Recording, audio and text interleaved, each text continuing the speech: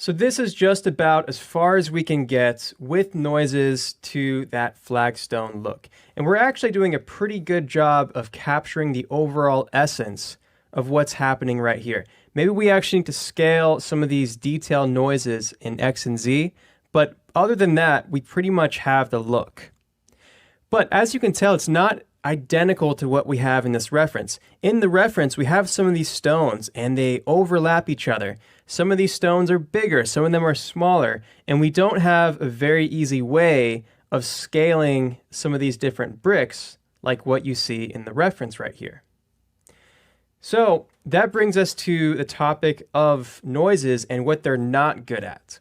Noises are not good at getting exactly what you see in the reference.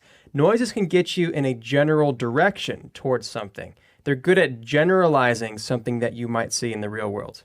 But very rarely can you actually get the exact reference of what you're looking at by just using noises. So with that being said, that's a weakness that you have to keep in mind whenever you're using these noises. Plus, in order to get here, we had to go through a lot of complicated things.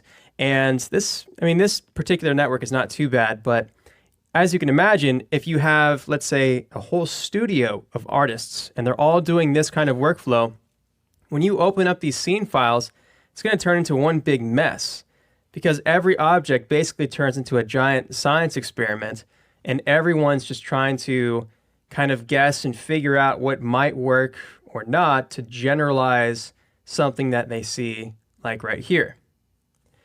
So there are some weaknesses to the noise workflow, and that's probably one of the biggest ones. It's complexity, and it's the fact that you can only generalize what you see in these references. Most of the time. That's usually what happens most of the time. It also just takes a lot of work to get any kind of channel up to a point where it looks nice. Even when it comes to the color, we're very limited with this noise approach. And so let me show you what I mean by that. I have a noise, it's plugged into diffuse color right now. Let's press play and try to get some kind of color happening here on these bricks. If I do that, and I have this color 1, color 2, we have something like this. Maybe let's pick a displaced Voronoi, and we'll make this really intricate. So we'll turn up the octaves like that, and the lacularity, we'll just leave that alone. Maybe the gain down to like 0.25, so it looks a little bit extra detailed.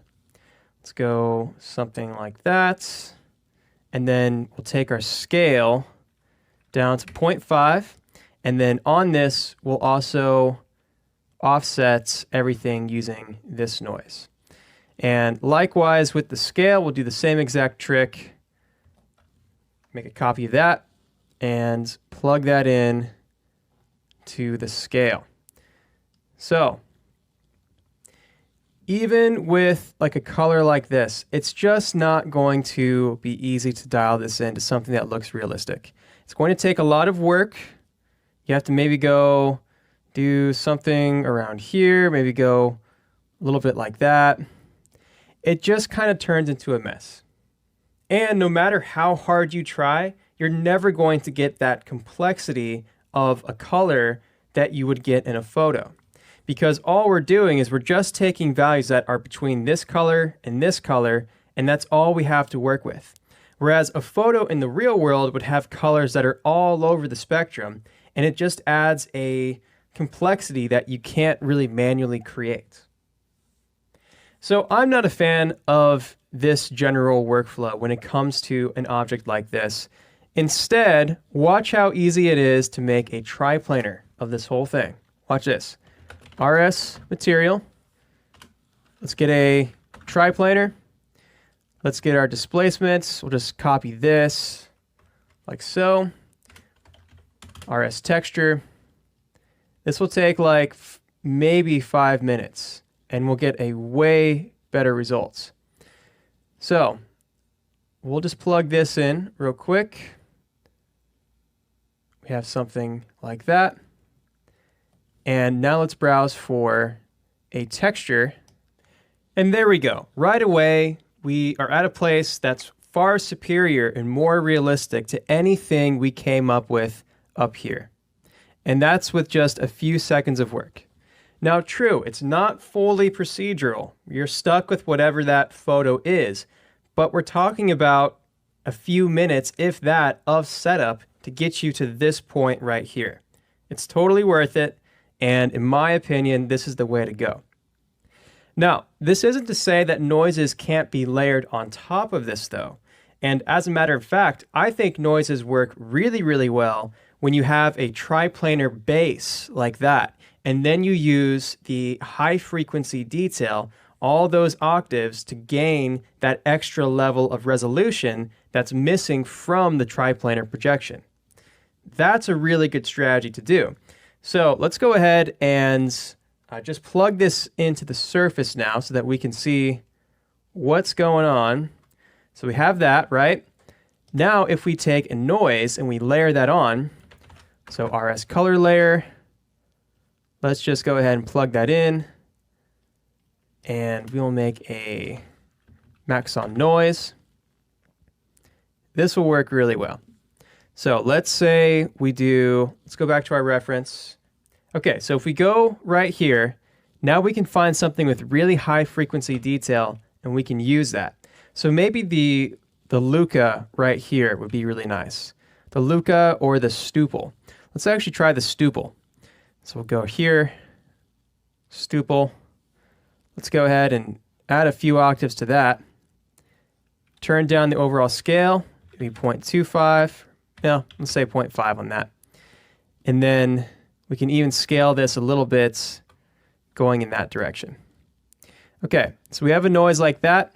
Let's multiply this and then turn down the contrast. Let's actually use an overlay, because an overlay won't do anything if the value is a value of 0.5. And so as we go down in the contrast, everything gets brought towards 0.5. Now as I bring this up, we start moving away from that 0.5, and we can start adding in some of that detail. We can do the same exact thing maybe with an FBM. So let's do another one, layer 2. This again will be an overlay. And this time we're going to choose FBM right there. Plug that into the surface so that we can see what we're doing. We got plenty of octaves to work with here.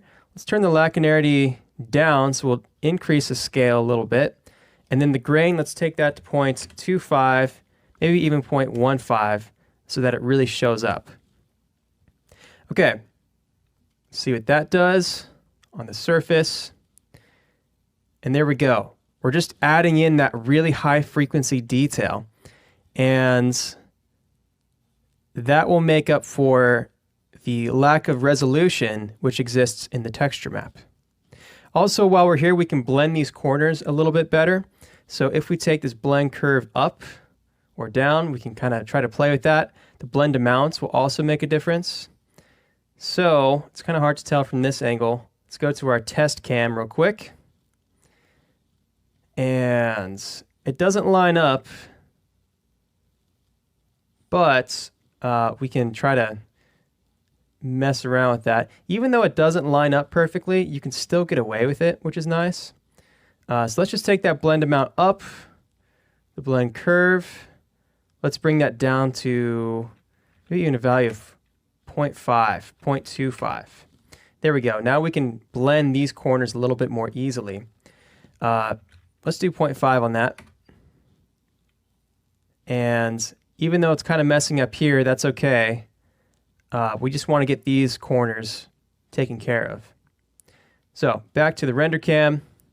We have all this. Let's see what this displacement looks like.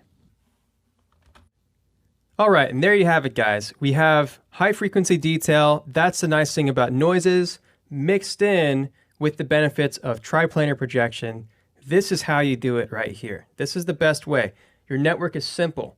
That means people can read what's going on really quickly, and the results look better anyway.